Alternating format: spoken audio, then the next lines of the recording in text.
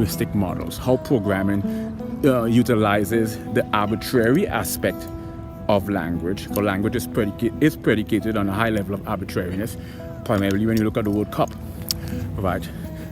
Philosophically speaking, the whole area of semiotics, sign and symbols, there's no correlation or immutable deductive laws that state that there's a correlation between the sound or the word we attribute to the physical attributes.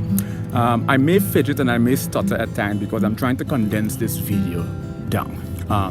So linguistics is predicated on a high level of arbitrariness, and we see on a fundamental level it is governed and it's dominated by a sort of evolutionary immutable deductive law, like primarily in two subfields, phonology and phonetics, which is we find yes, receiving, and we find like no has a sort of repulsion.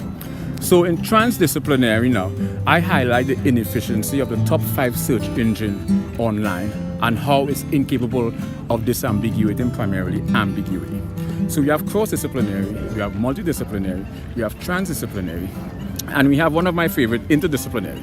Interdisciplinary is where on a molecular, I'm speaking metaphorically, analogically, on an infinitesimal level, two which perceived disciplines that effaces and appear to efface on an infinitesimal level, primarily physics and linguistics. Well, what's the relationship between physics and linguistics?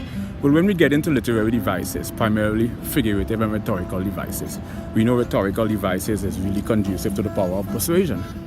What is a sarcastic statement? A sarcastic statement is a literal statement with a contrasting interpretation derived from tone.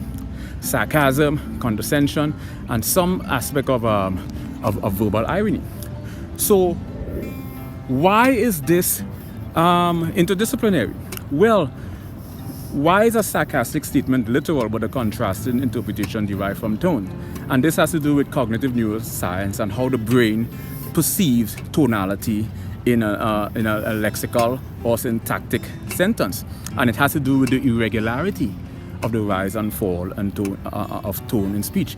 And this is where we get into areas like intonation, inflection, cadence, and tonal modulation, which is 2 areas in the subfields of phonetics and phonology. But when you start studying intonation is where we isolate certain aspects of a rise or fall in speech. Inflection is the rise or fall in the former or latter part of a speech or the middle of a speech. Cadence is the consistency of that rise and fall in the former, middle, or latter.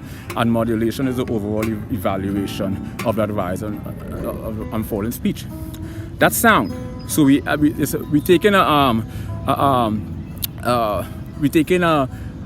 studying the amplitude, frequency, velocity, acceleration, momentum of the rise and fall.